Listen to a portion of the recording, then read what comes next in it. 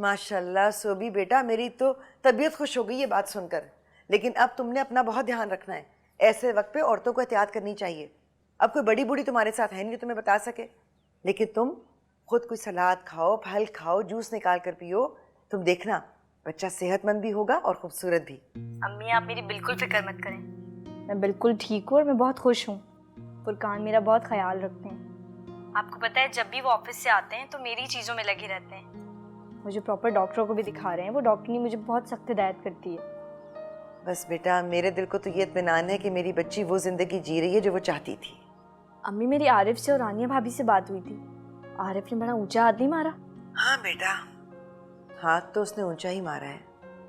वो भी अपनी जिंदगी में खुश है, और माँ के दिल को इससे ज्यादा और क्या तसल्ली हो सकती है कि उसके बच्चे खुश हैं।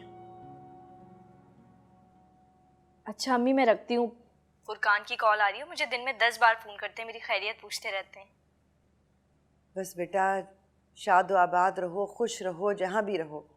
मेरा तो दिल तुम्हारे लिए दुआ करता है, रुआ रुआ तुम्हारे मियाँ के लिए दुआ करता है कि उसने तुम्हारी कदर की और तुम खुश हो।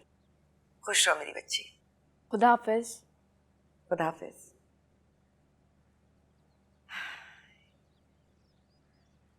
इल्मा, इल्मा।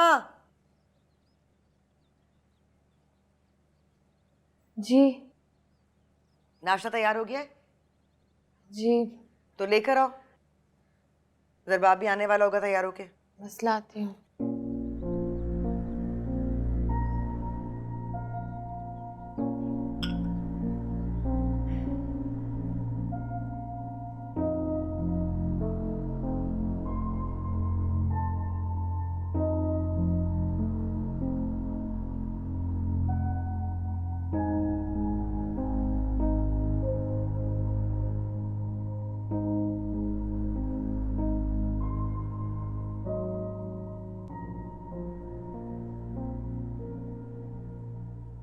माशाल्लाह सोबी बेटा, मेरी तो तबीयत खुश हो गई ये बात सुनकर।